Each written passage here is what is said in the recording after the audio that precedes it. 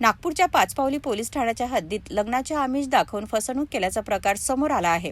फिर्यादी महिला पाचपावली परिसरातील रहिवासी असून त्यांची आरोपीशी कबाड विक्रीच्या ठिकाणी ओळख झाली होती। ओळखीचे रूपांतर पुढे प्रेम संबंधात झाले। तक्रारीनुसार आरोपीने लग्नाचे आश्वासन देत फिर्यादीशी शारीरिक संबंध प्रस्थापित केले। मात्र लग्नाबाबत विचारणा केल्यानंतर आरोपीने लग्नास नकार दिल्याचा आरोप करण्यात आला आहे। यानंतर पीडितेने पाचपावली पोलीस ठाण्यात तक्रार दाखल केली। तक्रारीच्या आधारे पोलिसांनी आरोपी विरुद्ध गुन्हा नोंदवून पुढील तपास सुरू केला आहे। हा गुन्हा दाखल आहे।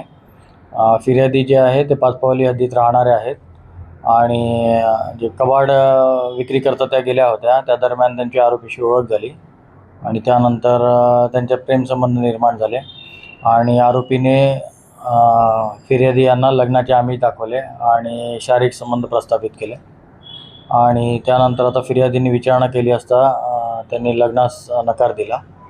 तर फिर्यादी यांच्या तक्रारीवरून गुन्हा दाखल करण्यात आलेला आहे आणि तपास सुरू आहे।